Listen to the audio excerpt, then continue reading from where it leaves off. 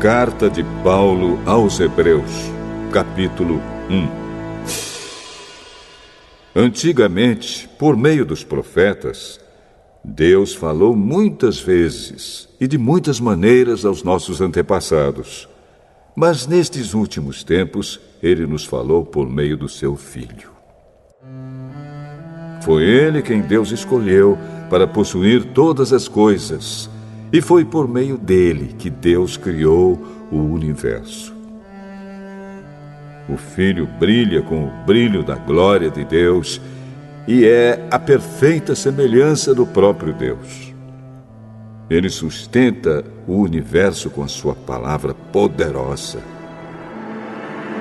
E depois de ter purificado os seres humanos dos seus pecados, sentou-se no céu, do lado direito de Deus, o Todo-Poderoso.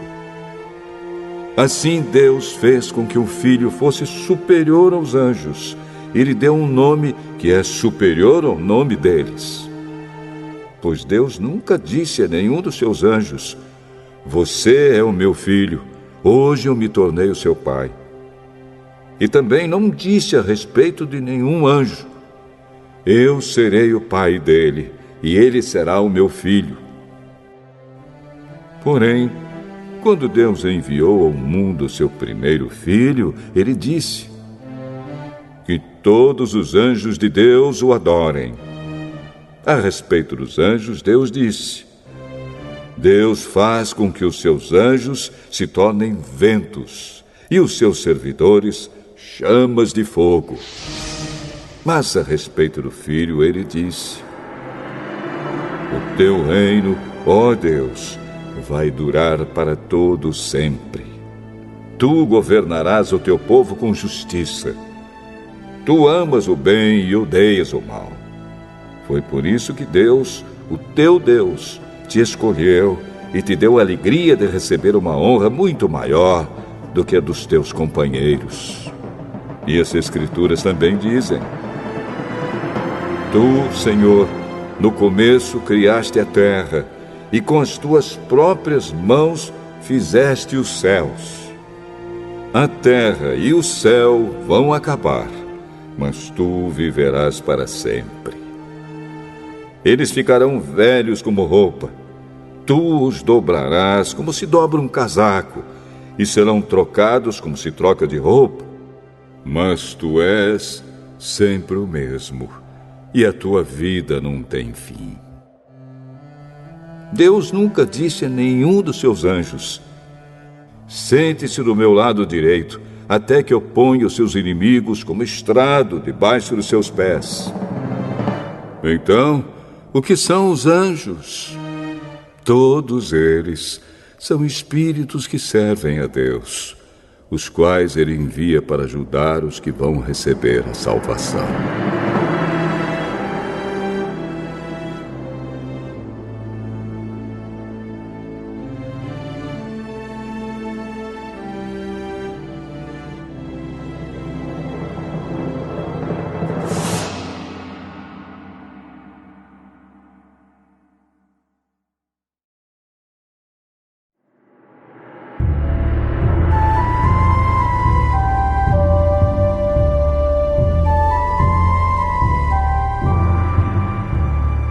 Hebreus, capítulo 2. Por isso devemos prestar mais atenção nas verdades que temos ouvido, para não nos desviarmos delas. Não há dúvida de que a mensagem que foi dada por meio dos anjos é verdadeira. E aqueles que não a seguiram nem foram obedientes a ela, receberam o castigo que mereciam. Sendo assim, como é que nós escaparemos do castigo se desprezarmos uma salvação tão grande? Primeiro, o próprio Senhor Jesus anunciou essa salvação, e depois aqueles que a ouviram nos provaram que ela é verdadeira. Ao mesmo tempo, por meio de sinais de poder, maravilhas e muitos tipos de milagres, Deus confirmou o testemunho deles. E, de acordo com sua vontade, distribuiu também os dons do Espírito Santo. Pois Deus não deu aos anjos o poder de governar o mundo novo que está por vir, o mundo do qual estamos falando. Pelo contrário, em alguma parte das Escrituras Sagradas, alguém afirma que é um simples ser humano, ó Deus, para que penses nele. Que é o ser mortal para que te preocupes com ele. Tu o colocaste por pouco tempo em posição inferior à dos anjos. Tu lhe deste a glória e a honra de um rei e puseste todas as coisas debaixo do domínio dele. Quando se diz que Deus pôs todas as coisas debaixo do domínio dele, isso quer dizer que nada ficou de fora. Porém, não vemos o ser humano governando hoje todas as coisas. Mas nós vemos Jesus fazendo isso. Por um pouco de tempo, ele foi colocado em posição inferior à dos anjos, para que, pela graça de Deus, ele morresse por todas as pessoas. Agora nós o vemos coroado de glória e de honra por causa da morte que ele sofreu. Pois Deus, que cria e sustenta todas as coisas, fez o que era apropriado e tornou Jesus perfeito por meio do sofrimento. Deus fez isso a fim de que muitos, isto é, os seus filhos, tomassem parte na glória de Jesus. Pois é Jesus quem os guia para a salvação. Jesus purifica as pessoas dos seus pecados, e todos, tanto ele como os que são purificados, têm o mesmo Pai. É por isso que Jesus não se envergonha de chamá-los de irmãos. Como ele diz: ó Deus, eu falarei a respeito de ti aos meus irmãos e te louvarei na reunião do povo. Diz também: eu confiarei nele. E diz ainda: aqui estou eu com os filhos que Deus me deu. Os filhos, como ele os chama, são pessoas de carne e sangue. E por isso o próprio Jesus se tornou igual a eles, tomando parte na natureza humana deles. Ele fez isso para que, por meio da sua morte, pudesse destruir o diabo, que tem poder sobre a morte.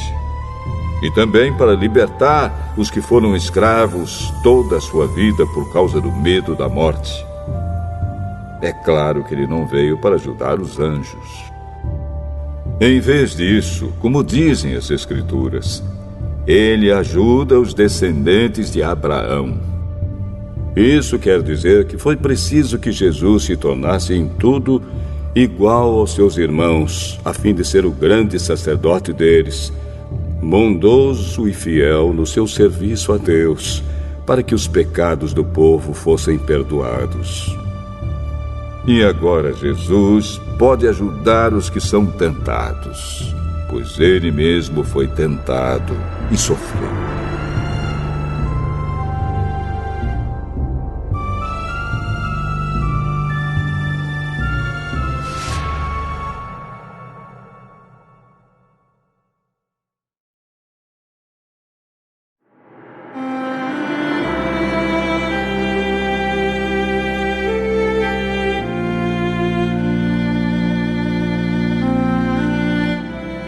Hebreus, capítulo 3. Meus irmãos na fé, vocês que também foram chamados por Deus, olhem para Jesus, que Deus enviou para ser o grande sacerdote da fé que professamos. Pois ele foi fiel a Deus, que o escolheu para esse serviço, assim como Moisés foi fiel no seu trabalho em toda a casa de Deus. Assim como a pessoa que constrói uma casa é mais importante do que a casa, assim também Jesus é mais importante do que Moisés. Uma casa tem de ser construída por alguém, mas Deus é o construtor de tudo o que existe. E Moisés foi um servo fiel no seu trabalho na casa de Deus e falou das coisas que Deus ia dizer no futuro. Mas Cristo é fiel como filho que dirige a casa de Deus. E nós seremos a sua casa se conservarmos a nossa coragem e a nossa confiança naquilo que esperamos. Por isso, como diz o Espírito Santo, se hoje vocês ouvirem a voz de Deus, não sejam teimosos como foram os seus antepassados, quando se revoltaram contra ele no dia em que eles o puseram à prova no deserto. Ali os antepassados de vocês me desafiaram e me puseram à prova, embora eles tivessem visto o que eu fiz durante 40 anos. Por isso fiquei irritado com aquela gente e disse: eles são gente de coração perverso e não querem obedecer aos meus mandamentos. Eu fiquei irado e fiz este juramento: eles nunca entrarão na terra prometida, onde eu lhes teria dado descanso. Meus irmãos, cuidado para que nenhum de vocês tenha um coração tão mau e descrente que o leve a se afastar do Deus vivo. Pelo contrário, enquanto esse hoje de que falam as Escrituras Sagradas se aplicar a nós, animem uns aos outros, a fim de que nenhum de vocês se deixe enganar pelo pecado, nem endureça o seu coração. Pois seremos companheiros de Cristo se continuarmos firmes até o fim na confiança que temos tido desde o princípio. É isso que as Escrituras Sagradas dizem. Se hoje vocês ouvirem a voz de Deus, não sejam teimosos como foram os seus antepassados quando se revoltaram contra ele. Quem foi que ouviu a voz de Deus e se revoltou contra ele? Foram todos os que Moisés tirou do Egito. Com quem foi que Deus se irritou durante 40 anos? Foi com os que pecaram e caíram mortos no deserto. E de quem é que Deus estava falando quando fez este juramento? Eles nunca entrarão na terra prometida, onde eu lhes teria dado descanso. Ele estava falando das pessoas que se revoltaram. Portanto, vemos que elas não puderam entrar na terra prometida porque não tiveram fé.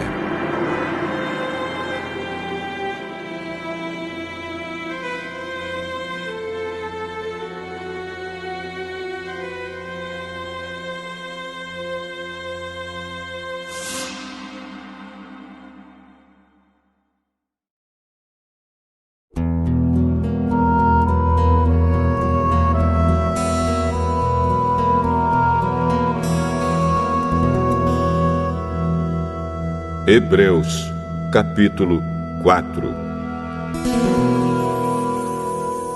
Deus nos deixou a promessa de que podemos receber o descanso de que Ele falou.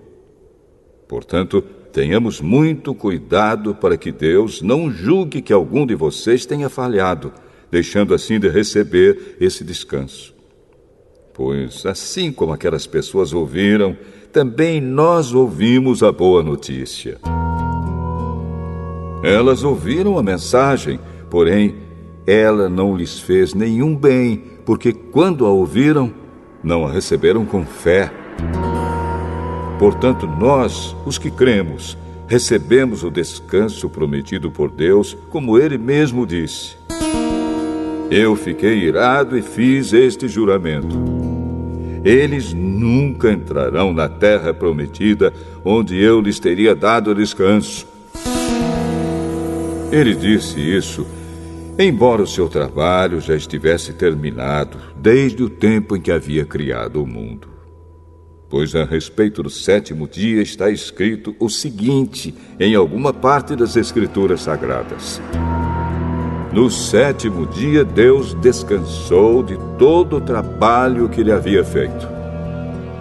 E o mesmo assunto é repetido: eles nunca entrarão na terra prometida, onde eu lhes teria dado descanso. Aqueles que foram os primeiros a ouvir a boa notícia não tiveram fé e por isso não receberam esse descanso. Portanto, há outros que vão recebê-lo. A prova disso é que Deus marca outro dia chamado hoje. Ele falou disso muitos anos depois, por meio de Davi, no trecho das Escrituras já citado. Se hoje vocês ouvirem a voz de Deus, não sejam teimosos. Se Josué tivesse dado ao povo esse descanso, Deus não teria falado mais tarde a respeito de outro dia. Assim, ainda fica para o povo de Deus um descanso, como o descanso de Deus no 7º dia. Porque quem receber o descanso que Deus prometeu, vai descansar de todos os seus trabalhos, assim como Deus descansou dos trabalhos dele. Portanto, façamos tudo para receber esse descanso, e assim nenhum de nós deixará de recebê-lo, como aconteceu com aquelas pessoas por terem se revoltado. Pois a palavra de Deus é viva e poderosa, e corta mais do que qualquer espada afiada dos dois lados. Ela vai até o lugar mais fundo da alma e do espírito, vai até o íntimo das pessoas e julga os desejos e pensamentos do coração delas. Não há nada que se possa esconder de Deus. Em toda a criação, tudo está descoberto e aberto diante dos seus olhos, e é a Ele que todos nós teremos de prestar contas. Portanto, fiquemos firmes na fé que anunciamos, pois temos um grande sacerdote poderoso, Jesus, o Filho de Deus, o qual entrou na própria presença de Deus. O nosso grande sacerdote não é como aqueles que não são capazes de compreender as nossas fraquezas. Pelo contrário, temos um grande sacerdote que foi tentado do mesmo modo que nós, mas não pecou. Por isso, tenhamos confiança e cheguemos perto do trono divino onde está a graça de Deus. Ali receberemos misericórdia e encontraremos graça sempre que precisarmos de ajuda.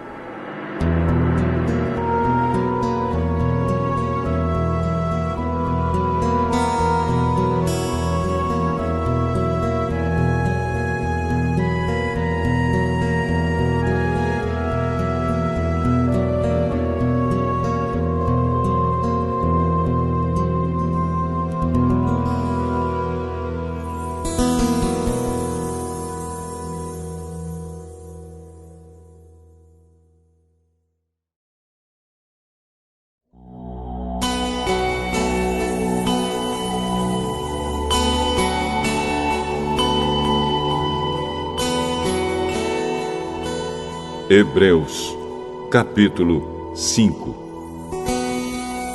Cada grande sacerdote é escolhido entre os homens e nomeado para servir a Deus em favor do povo, apresentando a Deus ofertas e sacrifícios pelos pecados. Como ele próprio tem as suas fraquezas, pode ter paciência com os ignorantes e com os que cometem erros. E porque ele mesmo é fraco, precisa oferecer sacrifícios não somente pelos pecados do povo, mas também pelos seus próprios pecados. Ninguém escolhe para si mesmo a honra de ser grande sacerdote. É somente pela vontade de Deus que um homem é chamado para ser grande sacerdote, como aconteceu com Arão. Assim também Cristo não tomou para si mesmo a honra de ser grande sacerdote. Foi Deus quem lhe deu essa honra, pois lhe disse: "Você é o meu filho. Hoje eu me tornei o seu pai." Em outro lugar das Escrituras Sagradas, ele também disse: "Você será sacerdote para sempre, na ordem do sacerdócio de Melquisedeque." Durante a sua vida aqui na terra, Cristo, em voz alta e com lágrimas, fez orações e súplicas a Deus que o podia salvar da morte. E as suas orações foram atendidas porque ele era dedicado a Deus. Embora fosse o Filho de Deus, ele aprendeu, por meio dos seus sofrimentos, a ser obediente. E depois de ser aperfeiçoado, ele se tornou a fonte da salvação eterna para todos os que lhe obedecem. E Deus o nomeou grande sacerdote na ordem do sacerdócio de Melquisedeque. Temos muito o que dizer a respeito desse assunto, mas por que vocês custam a entender as coisas? É difícil explicá-las. Depois de tanto tempo, vocês já deviam ser mestres, mas ainda precisam de alguém que lhes ensine as primeiras lições dos ensinamentos de Deus. Em vez de alimento sólido, vocês ainda precisam de leite. E quem precisa de leite ainda é criança e não tem nenhuma experiência para saber o que está certo ou errado. Porém, a comida dos adultos é sólida, pois eles, pela prática, sabem a diferença entre o que é bom e o que é mau.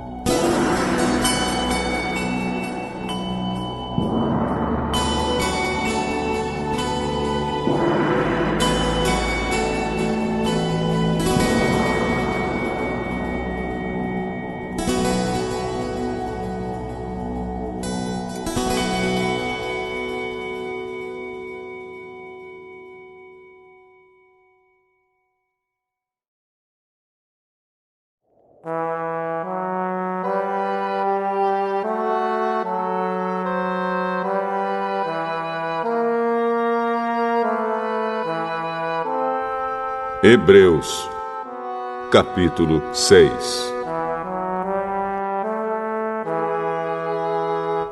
Assim, vamos em frente a fim de chegarmos ao ensinamento de adultos, deixando para trás as primeiras lições da mensagem de Cristo. Nós não vamos colocar de novo as bases dessa mensagem, isto é, a necessidade de abandonar uma vida inútil e de crer em Deus. O ensinamento a respeito dos batismos e da cerimônia de pôr as mãos sobre os cristãos, e a ressurreição dos mortos e o julgamento eterno. Vamos em frente, e se Deus quiser, é isso que faremos. Como é que as pessoas que abandonaram a fé podem se arrepender de novo? Elas já estavam na luz de Deus, já haviam experimentado o dom do céu e recebido a sua parte do Espírito Santo. Já haviam conhecido por experiência que a palavra de Deus é boa e tinham experimentado os poderes do mundo que há de vir. Mas depois abandonaram a fé.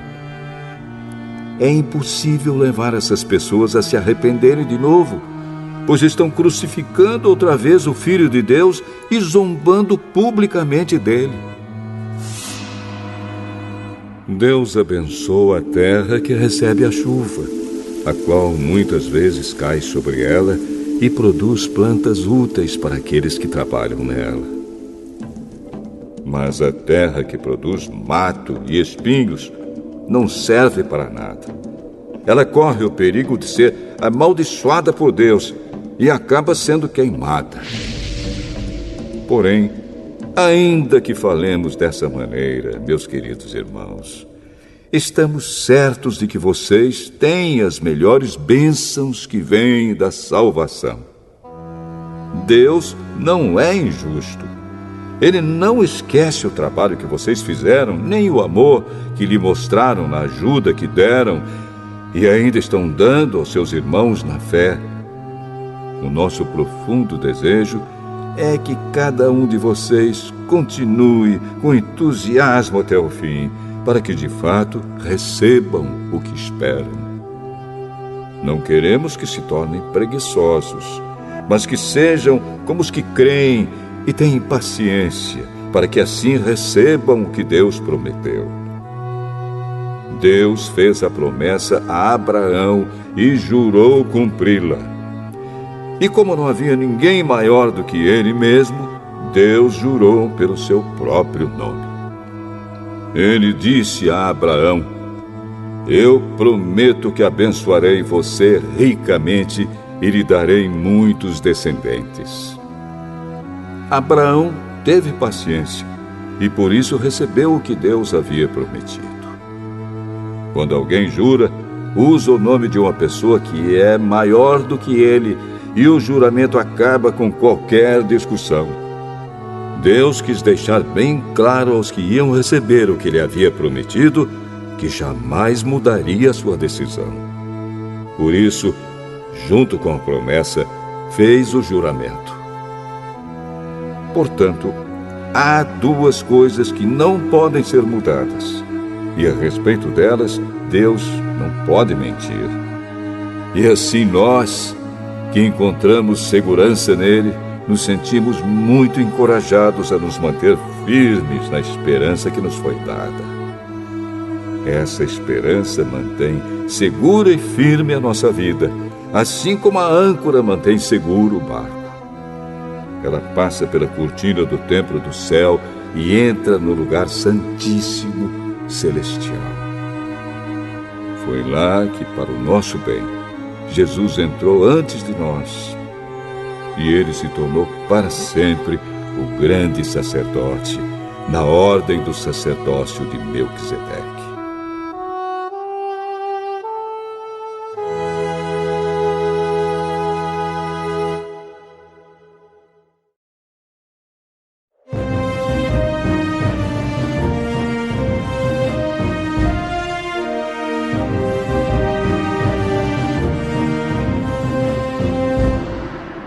Hebreus, capítulo 7.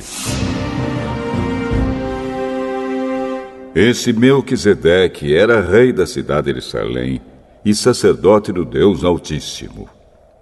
Quando Abraão estava voltando da batalha em que matou os reis, Melquisedeque foi ao encontro dele e o abençoou. Abraão lhe deu a 10ª parte de tudo que ele havia tomado dos inimigos na batalha. O nome de Melquisedeque quer dizer, primeiramente, Rei da Justiça.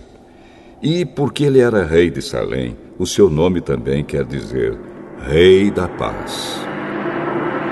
Não se conhece o pai, nem a mãe, nem qualquer antepassado de Melquisedeque. E também não se sabe nada sobre o seu nascimento ou sobre a sua morte. Por ser como filho de Deus, ele continua sacerdote para sempre. Vejam como Melquisedeque era grande. Abraão, o patriarca, lhe deu a 10ª parte de tudo que havia tomado dos inimigos na batalha. Conforme a lei de Moisés, os sacerdotes, que são descendentes de Levi, têm a obrigação de receber do povo a 10ª parte de tudo. Eles recebem dos seus próprios patrícios, embora estes também sejam descendentes de Abraão. Melquisedeque não era descendente de Levi, mas recebeu a 10ª parte daquilo que Abraão havia tomado na batalha e o abençoou.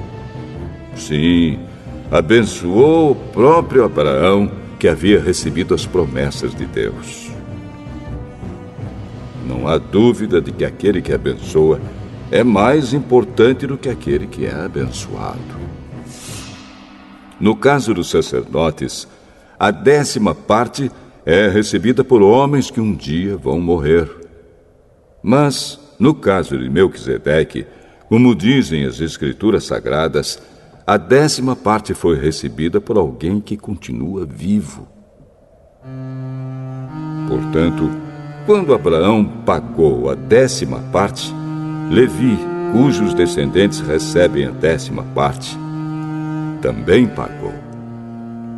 Pois Levi não tinha nascido e, por assim dizer, ainda estava no corpo do seu antepassado Abraão quando este se encontrou com Melquisedeque. A lei que o povo de Israel recebeu se baseava no sacerdócio dos levitas. Ora, se o trabalho dos sacerdotes levitas tivesse sido perfeito, não haveria necessidade de aparecer outro tipo de sacerdote da ordem do sacerdócio de Melquisedeque e não da ordem de Arão. Pois quando se muda o sacerdócio, a lei também precisa ser mudada. E o nosso Senhor Jesus, a respeito de quem são ditas essas coisas, pertencia a outra tribo. E nenhum membro dessa tribo jamais serviu como sacerdote. É sabido que, por nascimento, Jesus, o nosso Senhor, pertencia à tribo de Judá. E Moisés não disse nada dessa tribo quando falou a respeito de sacerdotes. E tudo isso se torna bem mais claro, pois surgiu um sacerdote diferente, parecido com Melquisedeque. Ele não foi feito sacerdote pelas leis ou regras humanas, porém se tornou sacerdote por meio do poder de uma vida que não tem fim. Porque as Escrituras Sagradas dizem: você será sacerdote para sempre, na ordem do sacerdócio de Melquisedeque. Assim, a regra antiga foi anulada porque era fraca e inútil, pois a lei não podia aperfeiçoar nada. Mas agora, Deus nos deu uma esperança melhor, por meio da qual chegamos perto dele. Além disso, há o juramento de Deus. Não houve juramento quando os outros se tornaram sacerdotes. Porém, houve juramento quando Jesus se tornou sacerdote, pois Deus lhe disse: o Senhor jurou e não voltará atrás. Ele disse: você será sacerdote para sempre. Portanto, essa diferença também faz com que Jesus seja a garantia de uma aliança melhor. Há ainda outra diferença. Os outros sacerdotes foram muitos porque morriam e não podiam continuar o seu trabalho. Mas Jesus vive para sempre e o seu sacerdócio não passa para ninguém. E por isso ele pode, hoje e sempre, salvar as pessoas que vão a Deus por meio dele, porque Jesus vive para sempre a fim de pedir a Deus em favor delas. Por isso Jesus é o grande sacerdote de que necessitamos. Ele é perfeito e não tem nenhum pecado ou falha. Ele foi separado dos pecadores e elevado acima dos céus. Ele não é como os outros grandes sacerdotes. Não precisa oferecer sacrifícios todos os dias, primeiro pelos seus próprios pecados e depois pelos pecados do povo. Ele ofereceu um sacrifício uma vez por todas, quando se ofereceu a si mesmo. A lei de Moisés escolheu homens que são imperfeitos para serem grandes sacerdotes. Mas, pela promessa feita com juramento, a qual veio depois da lei de Moisés, Deus escolhe o Filho que se tornou perfeito para sempre.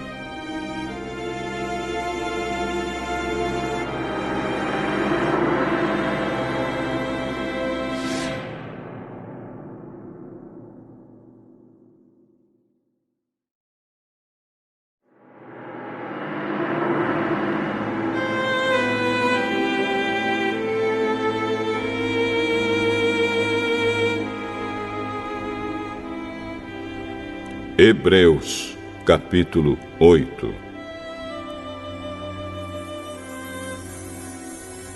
A coisa mais importante de tudo o que estamos dizendo tem a ver com o sacerdote que nós temos. Ele é o grande sacerdote que está sentado no céu, do lado direito do trono de Deus, o Todo-Poderoso. Ele faz o seu serviço no lugar santíssimo, na verdadeira tenda, que foi armada pelo Senhor e não por seres humanos. Todo grande sacerdote é escolhido para apresentar a Deus as ofertas e os sacrifícios de animais. E por isso é necessário que o nosso grande sacerdote tenha também alguma coisa para oferecer. Se ele estivesse na terra, não seria sacerdote, pois existem sacerdotes que apresentam as ofertas de acordo com a lei de Moisés. O trabalho que esses sacerdotes fazem é, de fato, somente uma cópia e uma sombra do que está no céu. Foi isso que aconteceu quando Deus falou com Moisés. Quando Moisés estava para construir a tenda, Deus disse: tenha cuidado para fazer tudo de acordo com o modelo que eu lhe mostrei no monte. Mas, de fato, Jesus foi encarregado de um serviço sacerdotal que é superior ao dos sacerdotes. Pois a aliança que ele conseguiu é melhor, porque ela se baseia em promessas de coisas melhores. Pois, se a primeira aliança tivesse sido perfeita, não seria necessária uma nova aliança. Mas Deus vê que o seu povo é culpado e diz: está chegando o tempo, diz o Senhor, em que farei uma nova aliança com o povo de Israel e com o povo de Judá. Essa aliança não será como aquela que eu fiz com os antepassados deles, no dia em que os peguei pela mão e os tirei da terra do Egito. Não foram fiéis à aliança que fiz com eles, e por isso, diz o Senhor, eu os desprezei. Quando esse tempo chegar, diz o Senhor, farei com o povo de Israel esta aliança. Eu porei as minhas leis na mente deles e no coração deles as escreverei. Eu serei o Deus deles e eles serão o meu povo. Ninguém vai precisar ensinar o seu patrício nem o seu parente, dizendo: procure conhecer o Senhor, porque todos me conhecerão, tanto as pessoas mais humildes como as mais importantes. Pois eu perdoarei os seus pecados e nunca mais lembrarei das suas maldades. E, quando Deus fala da nova aliança, é porque ele já tornou velha a primeira. E o que está ficando velho e gasto vai desaparecer logo.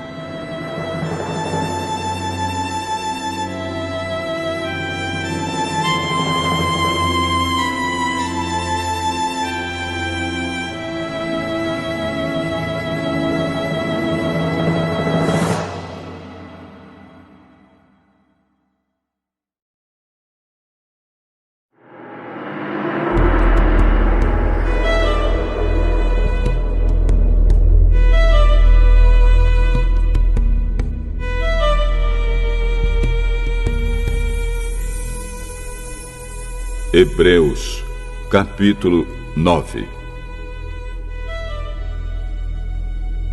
A primeira aliança tinha leis sobre adoração e tinha também um santuário construído por seres humanos onde se adorava a Deus.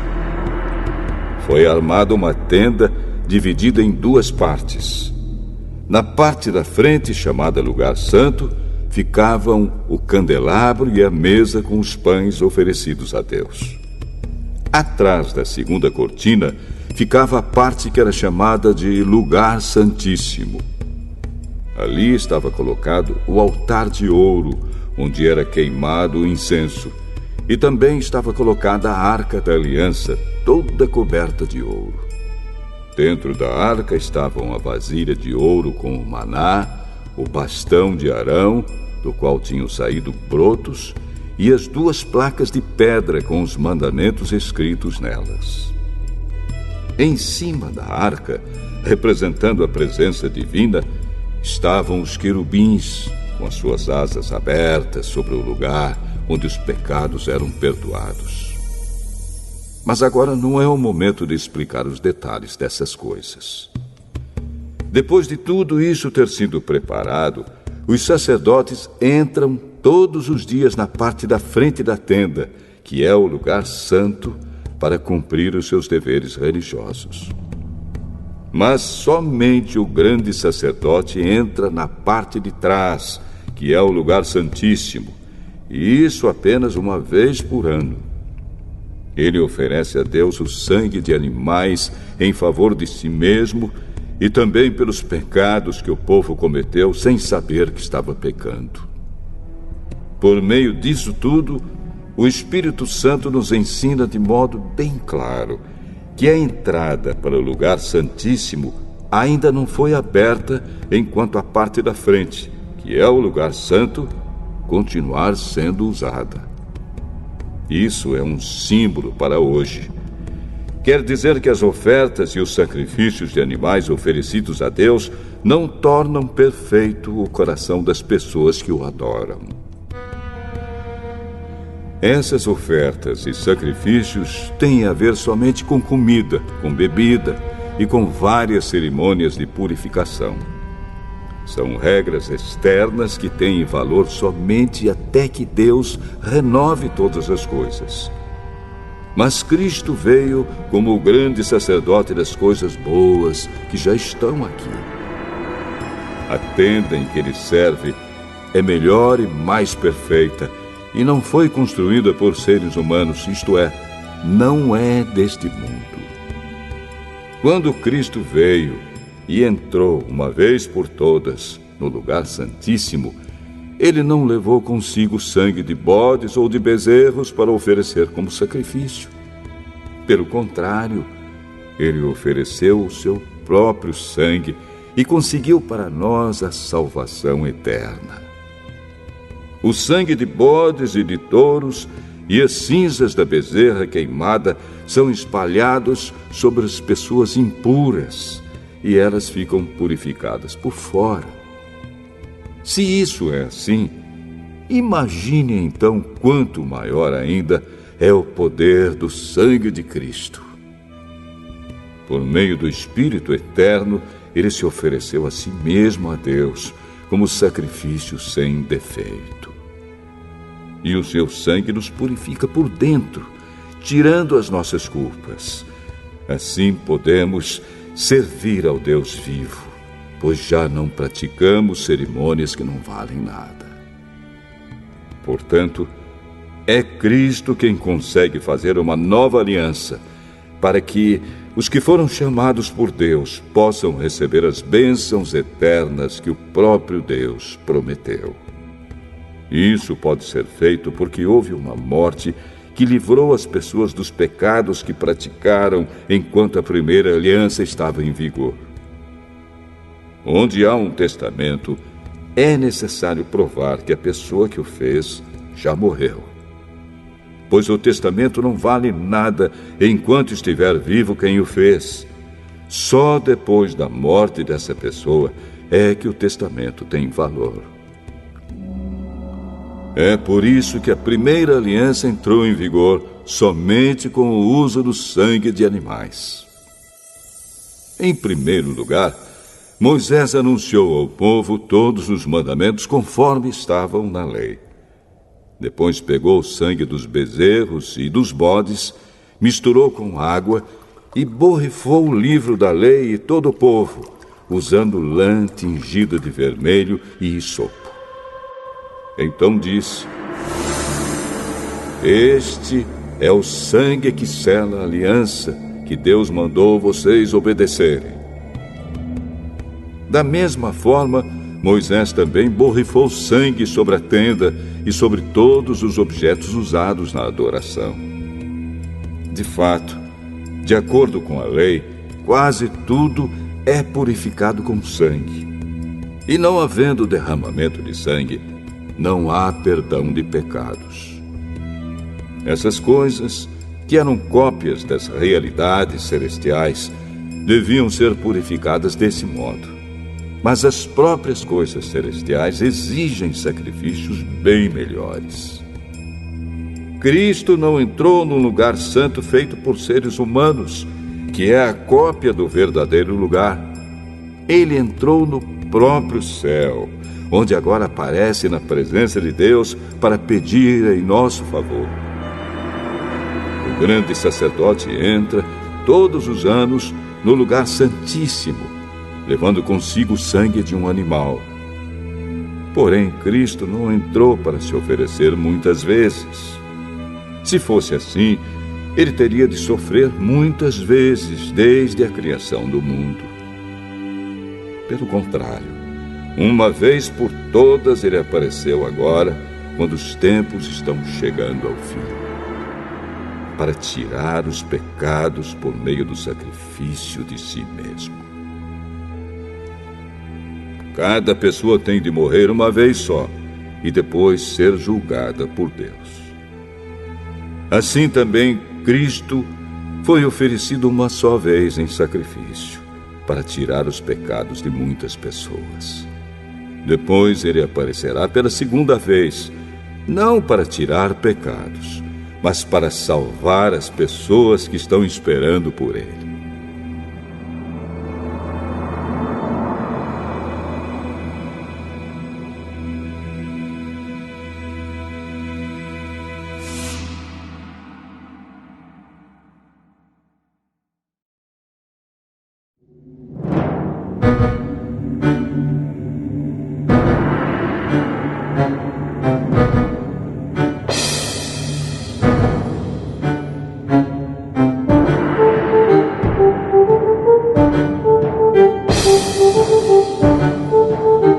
Hebreus, capítulo 10.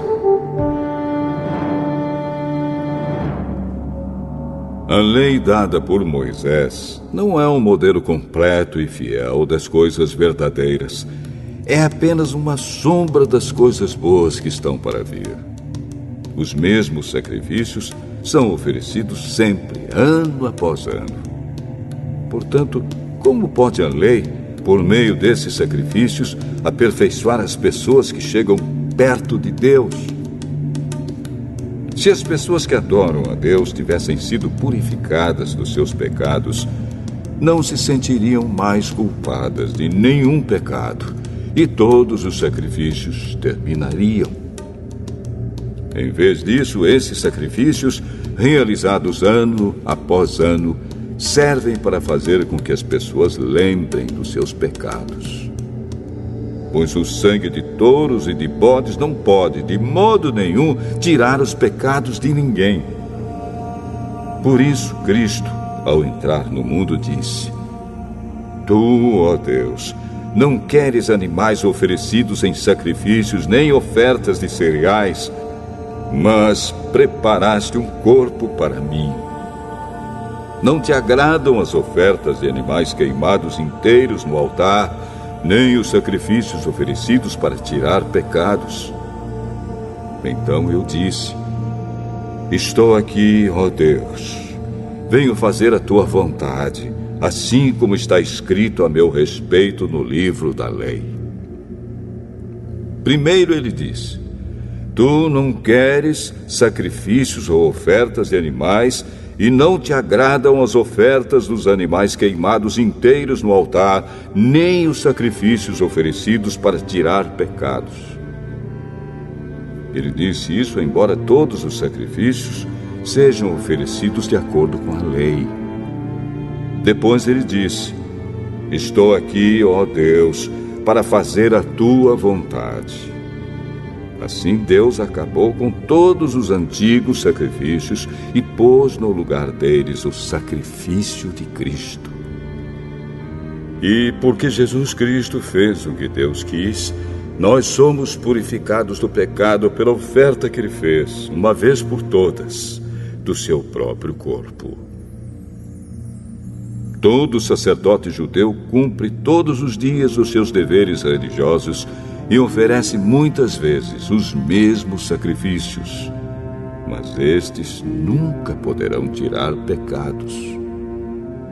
Porém, Jesus Cristo ofereceu só um sacrifício para tirar pecados, uma oferta que vale para sempre, e depois sentou-se do lado direito de Deus. Ali, Jesus está esperando até que Deus ponha os seus inimigos como estrado debaixo dos pés dele. Assim, com um sacrifício só, ele aperfeiçoou para sempre os que são purificados do pecado. E o Espírito Santo também nos dá o seu testemunho sobre isso. Primeiro ele diz: Quando esse tempo chegar, diz o Senhor, eu farei com o povo de Israel esta aliança. Porei as minhas leis no coração deles e na mente deles as escreverei. Depois ele diz, não lembrarei mais dos seus pecados nem das suas maldades. Assim, quando os pecados são perdoados, já não há mais necessidade de oferta para tirá-los. Por isso, irmãos, por causa da morte de Jesus na cruz, nós temos completa liberdade de entrar no lugar santíssimo. Por meio da cortina, isto é, por meio do seu próprio corpo, ele nos abriu um caminho novo e vivo. Nós temos um grande sacerdote para dirigir a casa de Deus. Portanto, cheguemos perto de Deus com um coração sincero e uma fé firme, com a consciência limpa das nossas culpas e com o corpo lavado com a água pura. Guardemos firmemente a esperança da fé que professamos, pois podemos confiar que Deus cumprirá as suas promessas. Pensemos uns nos outros, a fim de ajudarmos todos a terem mais amor e a fazerem o bem. Não abandonemos, como alguns estão fazendo, o costume de assistir às nossas reuniões. Pelo contrário, animemos uns aos outros, e ainda mais agora que vocês veem que o dia está chegando. Pois, se continuarmos a pecar de propósito, depois de conhecer a verdade, já não há mais sacrifício que possa tirar os nossos pecados. Pelo contrário, resta apenas o medo do que acontecerá. Medo do julgamento e do fogo violento que destruirá os que são contra Deus. Quem desobedece à lei de Moisés é condenado sem dó à morte, se for julgado culpado depois de ouvido o testemunho de 2 pessoas, pelo menos. Então, o que será que vai acontecer com os que desprezam o Filho de Deus e consideram como coisa sem valor o sangue da aliança de Deus, que os purificou? E o que acontecerá com quem insulta o Espírito de Deus, que o ama? Imaginem como será pior ainda o castigo que essa pessoa vai merecer. Pois sabemos quem foi que disse, eu me vingarei, eu acertarei contas com eles. E quem também disse, o Senhor julgará o seu povo. Que coisa terrível é cair nas mãos do Deus vivo. Lembrem do que aconteceu no passado. Naqueles dias, depois que a luz de Deus os iluminou, vocês sofreram muitas coisas, mas não foram vencidos na luta. Alguns foram insultados e maltratados publicamente, e em outras ocasiões vocês estavam prontos para tomar parte no sofrimento dos que foram tratados assim. Vocês participaram do sofrimento dos prisioneiros. E quando tudo o que vocês tinham foi tirado, vocês suportaram isso com alegria, porque sabiam que possuíam uma coisa muito melhor, que dura para sempre. Portanto, não percam a coragem, pois ela traz uma grande recompensa. Vocês precisam ter paciência para poder fazer a vontade de Deus e receber o que Ele promete. Pois, como Ele diz nas Escrituras Sagradas, um pouco mais de tempo, um pouco mesmo, e virá aquele que tem de vir. Ele não vai demorar.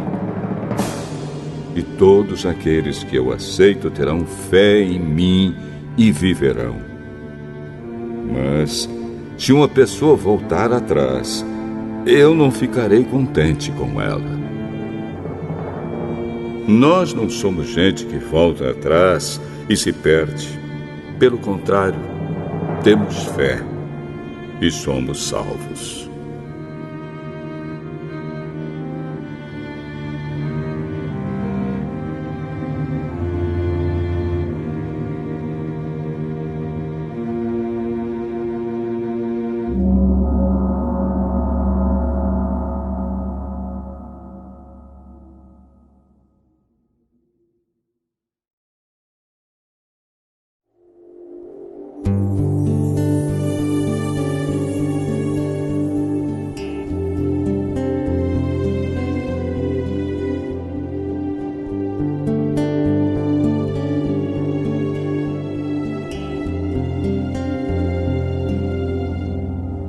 Hebreus, capítulo 11. A fé é a certeza de que vamos receber as coisas que esperamos e a prova de que existem coisas que não podemos ver. Foi pela fé que as pessoas do passado conseguiram a aprovação de Deus. É pela fé que entendemos que o universo foi criado pela palavra de Deus e que aquilo que pode ser visto foi feito daquilo que não se vê. Foi pela fé que Abel ofereceu a Deus um sacrifício melhor do que o de Caim. Pela fé, ele conseguiu a aprovação de Deus como homem correto, tendo o próprio Deus aprovado as suas ofertas. Por meio da sua fé, Abel, mesmo depois de morto, ainda fala. Foi pela fé que Enoque escapou da morte. Ele foi levado para Deus e ninguém o encontrou, porque Deus mesmo o havia levado. As Escrituras Sagradas dizem que antes disso ele já havia agradado a Deus. Sem fé, ninguém pode agradar a Deus, porque quem vai a Ele precisa crer que Ele existe e que recompensa os que procuram conhecer o melhor.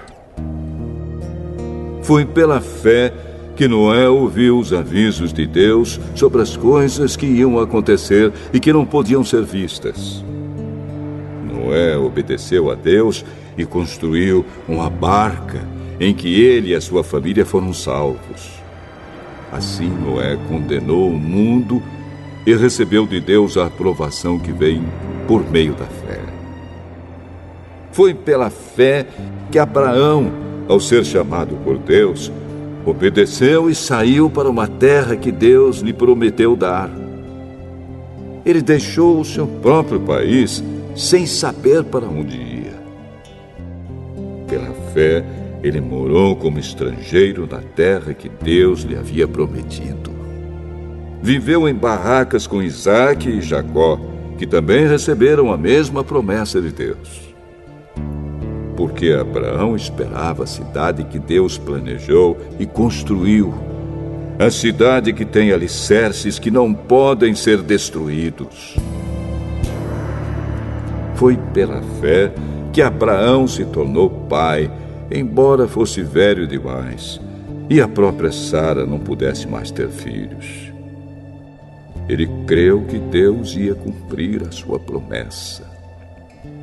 Assim, de um só homem, que estava praticamente morto, nasceram tantos descendentes como as estrelas do céu, tão numerosos como os grãos de areia da praia do mar. Todos esses morreram cheios de fé. Não receberam as coisas que Deus tinha prometido, mas as viram de longe e ficaram contentes por causa delas. E declararam que eram estrangeiros e refugiados de passagem por este mundo. E aqueles que dizem isso mostram bem claro que estão procurando uma pátria para si mesmos. Não ficaram pensando em voltar para a terra de onde tinham saído. Se quisessem, teriam a oportunidade de voltar. Mas, pelo contrário, estavam procurando uma pátria melhor, a pátria celestial. E Deus não se envergonha de ser chamado de o Deus deles, porque Ele mesmo preparou uma cidade para eles. Foi pela fé que Abraão, quando Deus o quis pôr à prova, ofereceu seu filho Isaque em sacrifício. Deus tinha prometido muitos descendentes a Abraão, mas mesmo assim ele estava pronto para oferecer o seu único filho em sacrifício. Deus lhe tinha dito: por meio de Isaque é que você terá descendentes. Abraão reconhecia que Deus era capaz de ressuscitar Isaque, e por assim dizer, Abraão tornou a receber da morte o seu filho Isaque. Foi pela fé que Isaque prometeu bênçãos para o futuro a Jacó e a Esaú. Foi pela fé que Jacó, pouco antes de morrer, abençoou os filhos de José. Ele se apoiou na sua bengala e adorou a Deus. Foi pela fé que José, quando estava para morrer, falou da saída dos israelitas do Egito e deu ordens sobre o que deveria ser feito com o seu corpo. Foi pela fé que os pais de Moisés, quando ele nasceu, o esconderam durante 3 meses. Eles viram que o menino era bonito e não tiveram medo de desobedecer a ordem do rei. Foi pela fé que Moisés, quando já era adulto, não quis ser chamado de filho da filha de Faraó. Ele preferiu sofrer com o povo de Deus, em vez de gozar, por pouco tempo, os prazeres do pecado. Ele achou que era muito melhor sofrer o desprezo por causa do Messias do que possuir todos os tesouros do Egito. É que ele tinha os olhos fixos na recompensa futura. Foi pela fé que Moisés saiu do Egito, sem ter medo da raiva do rei, e continuou firme, como se estivesse vendo o Deus invisível. Pela fé, Moisés começou o costume de celebrar a Páscoa e mandou marcar com sangue as portas das casas dos israelitas para que o anjo da morte não matasse os filhos mais velhos deles. Foi pela fé que os israelitas atravessaram o Mar Vermelho como se fosse terra seca. E quando os egípcios tentaram atravessar, o mar os engoliu. Foi pela fé que caíram as muralhas de Jericó, depois que os israelitas marcharam em volta delas durante 7 dias. Foi pela fé que Raabe, a prostituta, não morreu com os que tinham desobedecido a Deus, pois ela havia recebido bem os espiões israelitas. O que mais posso dizer? O tempo é pouco para falar de Gideão, de Baraque, de Sansão, de Jefté, de Davi, de Samuel e dos profetas. Pela fé, eles lutaram contra nações inteiras e venceram. Fizeram o que era correto e receberam o que Deus lhes havia prometido. Fecharam a boca de leões, apagaram incêndios terríveis e escaparam de serem mortos à espada. Eram fracos, mas se tornaram fortes. Foram poderosos na guerra e venceram exércitos estrangeiros. Pela fé, mulheres receberam de volta os seus mortos, que ressuscitaram. Outros foram torturados até a morte. Eles recusaram ser postos em liberdade a fim de ressuscitar para uma vida melhor. Alguns foram insultados e surrados, e outros acorrentados e jogados na cadeia. Outros foram mortos a pedradas, outros cerrados pelo meio, e outros mortos à espada. Andaram de um lado para outro vestidos de peles de ovelhas e de cabras. Eram pobres, perseguidos e maltratados. Andaram como refugiados pelos desertos e montes, vivendo em cavernas e em buracos na terra.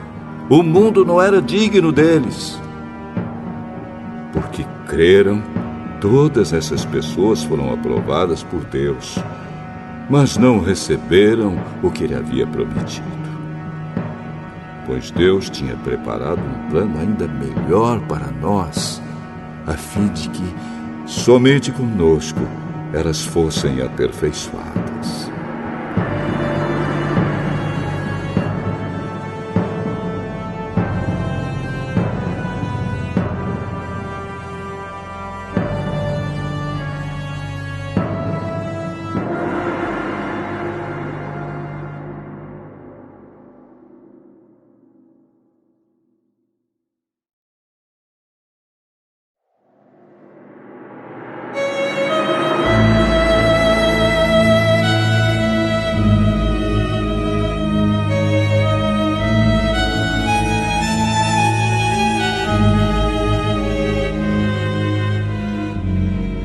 Hebreus, capítulo 12. Assim, nós temos essa grande multidão de testemunhas ao nosso redor. Portanto, deixemos de lado tudo o que nos atrapalha e o pecado que se agarra firmemente em nós e continuemos a correr, sem desanimar, a corrida marcada para nós. Conservemos os nossos olhos fixos em Jesus, pois é por meio dele que a nossa fé começa, e é ele quem aperfeiçoa essa fé. Ele não deixou que a cruz fizesse com que ele desistisse. Pelo contrário, por causa da alegria que lhe foi prometida, ele não se importou com a humilhação de morrer na cruz e agora está sentado do lado direito do trono de Deus. Pensem no sofrimento dele e como suportou com paciência o ódio dos pecadores. Assim vocês não desanimem, nem desistam, porque na luta contra o pecado vocês ainda não tiveram de combater até a morte. Será que vocês já esqueceram as palavras de encorajamento que Deus lhes disse, como se vocês fossem filhos dele? Pois ele disse: preste atenção, meu filho, quando o Senhor o castiga, e não se desanime quando ele o repreende. Pois o Senhor corrige quem ele ama e castiga quem ele aceita como filho. Suportem o sofrimento com paciência, como se fosse um castigo dado por um pai, pois o sofrimento de vocês mostra que Deus os está tratando como seus filhos. Será que existe algum filho que nunca foi corrigido pelo pai? Se vocês não são corrigidos, como acontece com todos os filhos de Deus, então não são filhos de verdade, mas filhos ilegítimos. No caso dos nossos pais humanos, eles nos corrigiam e nós os respeitávamos. Então devemos obedecer muito mais ainda ao nosso Pai Celestial, e assim viveremos. Os nossos pais humanos nos corrigiam durante pouco tempo, pois achavam que isso era certo.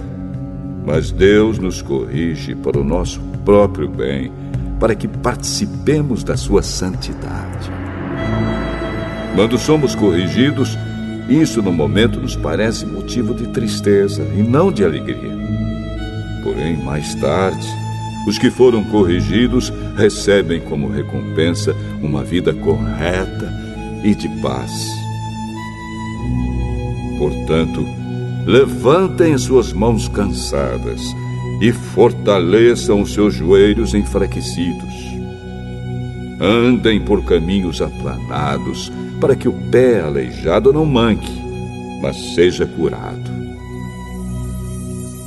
Procurem ter paz com todos e se esforcem para viver uma vida completamente dedicada ao Senhor, pois sem isso ninguém o verá. Tomem cuidado para que ninguém abandone a graça de Deus. Cuidado para que ninguém se torne como uma planta amarga que cresce e prejudica muita gente com o seu veneno. E tomem cuidado também para que ninguém se torne imoral ou perca o respeito pelas coisas sagradas, como Esaú, que por causa de um prato de comida vendeu seus direitos de filho mais velho. Como vocês sabem, depois ele quis receber a bênção do seu pai, mas foi rejeitado porque não encontrou um modo de mudar o que havia feito, embora procurasse fazer isso até mesmo com lágrimas. Vocês não foram como o povo de Israel.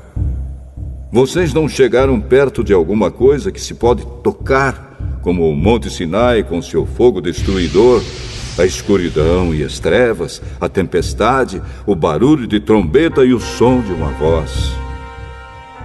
Quando os israelitas ouviram a voz, pediram que ela não dissesse mais nada pois eles não podiam suportar a ordem que dizia: até um animal, se tocar o monte, deverá ser morto a pedradas.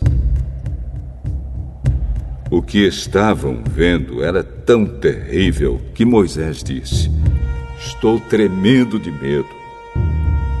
Pelo contrário, vocês chegaram ao Monte Sião e à cidade do Deus vivo, a Jerusalém celestial com seus milhares de anjos.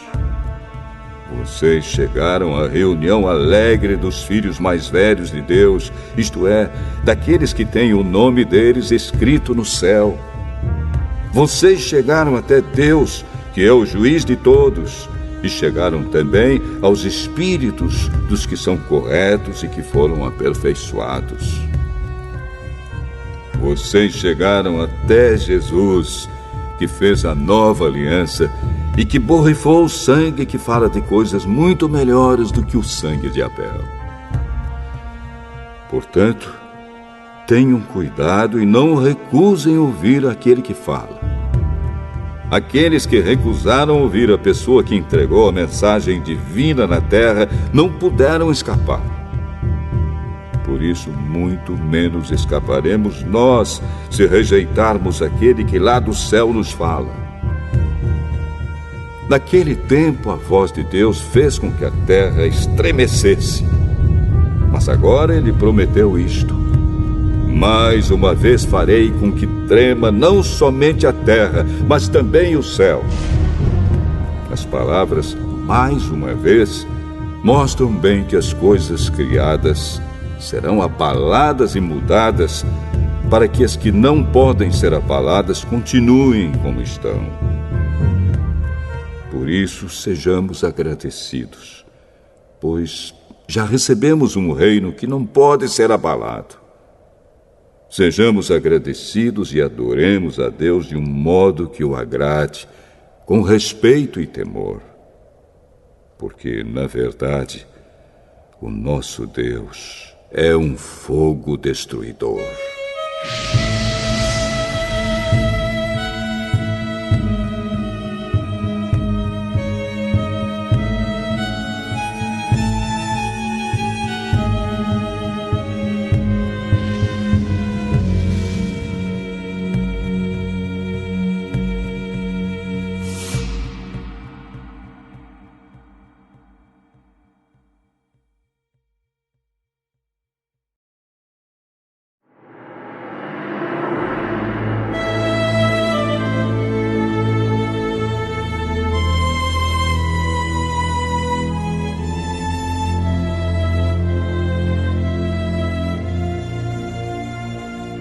Hebreus, capítulo 13. Continuem a amar uns aos outros como irmãos em Cristo. Não deixem de receber bem aqueles que vêm à casa de vocês, pois alguns que foram hospitaleiros receberam anjos sem saber. Lembrem dos presos, como se vocês estivessem na cadeia com eles. Lembrem dos que sofrem, como se vocês estivessem sofrendo com eles.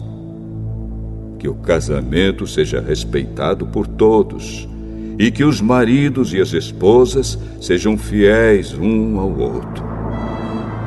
Deus julgará os imorais e os que cometem adultério. Não se deixem dominar pelo amor ao dinheiro, e fiquem satisfeitos com o que vocês têm, pois Deus diz: eu nunca os deixarei e jamais os abandonarei. Portanto, sejamos corajosos e afirmemos: o Senhor é quem me ajuda e eu não tenho medo. Que mal pode alguém me fazer? Lembrem dos seus primeiros líderes espirituais que anunciaram a mensagem de Deus a vocês. Pensem como eles viveram e morreram e imitem a fé que eles tinham. Jesus Cristo é o mesmo ontem, hoje e sempre. Não se deixem levar por ensinamentos diferentes e estranhos que tiram vocês do caminho certo. É bom sermos espiritualmente fortes por meio da graça de Deus e não por meio da obediência a regras sobre alimentos. Pois os que obedecem a essas regras não têm sido ajudados por elas. Os sacerdotes que servem no templo não têm o direito de comer do sacrifício que é oferecido sobre o nosso altar. O grande sacerdote leva o sangue de animais para dentro do lugar santíssimo, a fim de oferecê-lo como sacrifício pelos pecados. Mas os corpos dos animais são queimados fora do acampamento.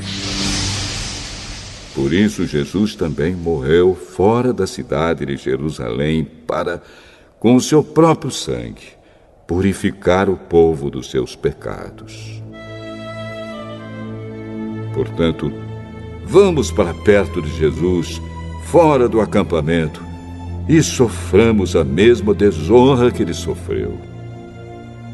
Porque neste mundo não temos nenhuma cidade que dure para sempre. Pelo contrário, procuramos a cidade que virá depois. Por isso, por meio de Jesus Cristo, ofereçamos sempre louvor a Deus. Esse louvor é o sacrifício que apresentamos, a oferta que é dada por lábios que confessam a sua fé nele.